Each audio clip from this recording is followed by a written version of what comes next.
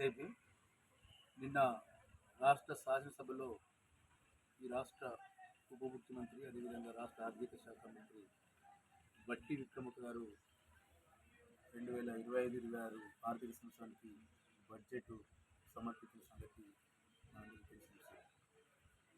Budget ఉపన్యాసంలో ఆర్థిక మంత్రి మొదటి లైన్లోనే చాలా స్పష్టంగా చెప్పింది ఏంటంటే, ప్రజా ప్రయోజనాలే ధ్యేయంగా పారదర్శకతతో జవాబుదారీతనంతో మా ప్రజాప్రభుత్వం కొనసాగుతుందని తను చాలా స్పష్టం చేశారు.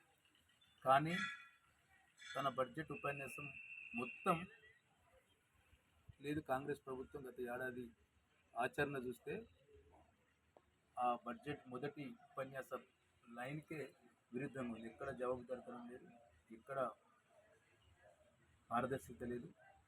ప్రజా ప్రయోజనాల కంటే ఎక్కువ అంకెలు పెంచి ప్రజలను మోసం చేసే, ప్రజలను మాయ చేసే ఒక బడ్జెట్గా ఇది కనిపిస్తుంది. 33 లక్షల కోట్లు పెట్టిన ఈ బడ్జెట్లో ఎస్సీ ఎస్టీలకు జనాభా దామాషా ప్రకారం నిధులు కేటాయించారు.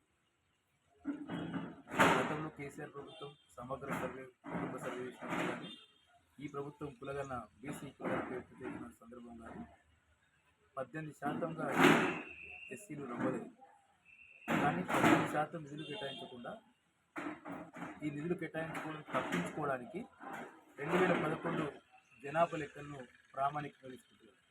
ఏమనంటే కేంద్ర ప్రభుత్వం లెక్కలే ప్రామాణికం అంటే, మరి కేంద్ర ప్రభుత్వం లెక్కలే ప్రామాణికమైనప్పుడు నీ కులగణన దేనికి ఉపయోగపడుతుందో ఈ రాష్ట్ర ప్రభుత్వం స్పష్టం చేయాలని చెప్పి మేము డిమాండ్ చేస్తాం. మొత్తం బడ్జెట్ స్వరూపాన్ని అర్థం చేసుకున్న తర్వాత ఎస్సీలకు ముఖ్యంగా 15% నిధులు కేటాయించాలి. 15% కేటాయించకుండా అది కేవలం 7-8% మాత్రమే కేటాయించినట్టు మనకు అర్థమవుతుంది.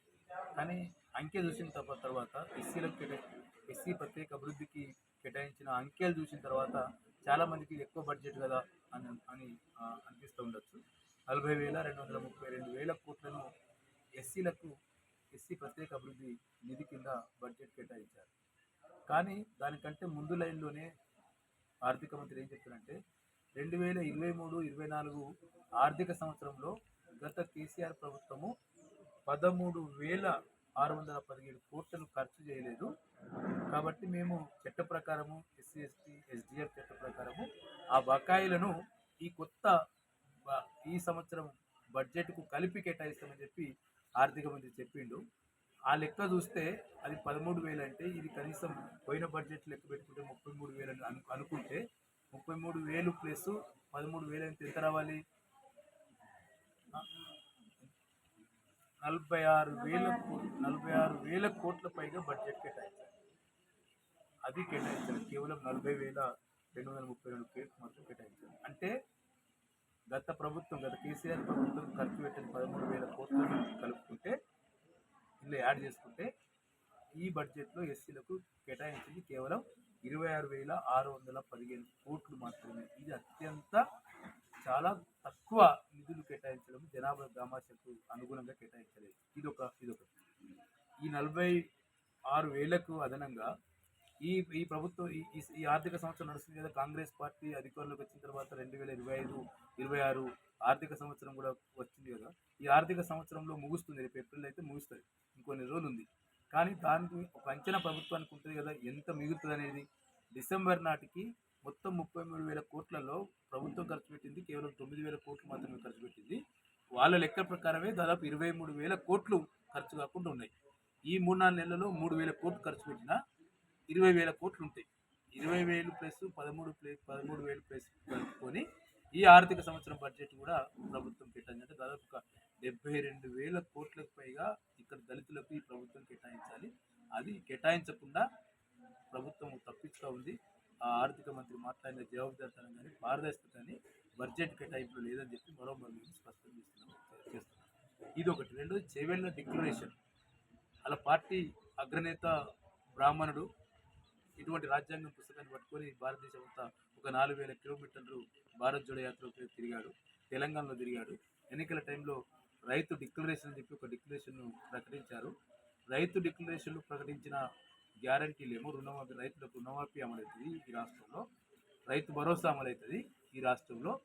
కానీ అదే పార్టీకి జాతీయ అధ్యక్షుడు ఉన్న ఒక దళితులైన జాతీయ అధ్యక్షుడు మల్లికార్జున ఖర్గే గారు ప్రకటించిన చేవేళ్ల డిక్లరేషన్ ఉంది.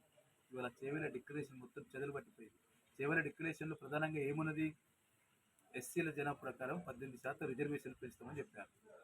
ఇప్పటి వరకు మొన్నటి బీసీ బిల్లు పెట్టినప్పుడు, BC bill, SC bill, ST bill పెట్టినప్పుడు అక్కడ అసలు ఎస్సీల ప్రస్తావన, ఎస్సీల రిజర్వేషన్ పెంపుదల ప్రస్తావన ఆ బిల్లులలో లేదు. ఇది ఒక మోసం చేసి చేవేళ్ల డిక్లరేషన్లో ప్రకటించింది. రెండవది, మాదిగలకు సపరేట్గా కార్పొరేషన్ ఏర్పడింది. మాదిగలకు ఉప కులాలకు 3 కార్పొరేషన్ సపరేట్గా ఏర్పాటు చేస్తుందని చెప్పి ఆల్రెడీ జీవో ఇచ్చిరట.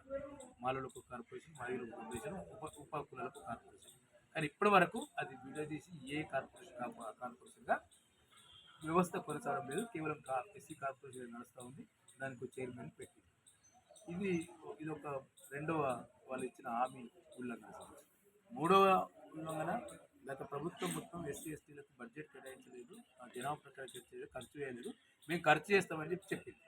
కానీ బడ్జెట్ వాళ్ళు కేటాయింపు చూస్తే జనాభాకు విరుద్ధంగా 7% మాత్రమే 26,000 కోట్లు కేటాయించాలని మేము స్పష్టం చేస్తున్నాం. అట్లా ఇది కూడా మోసం చేశారు.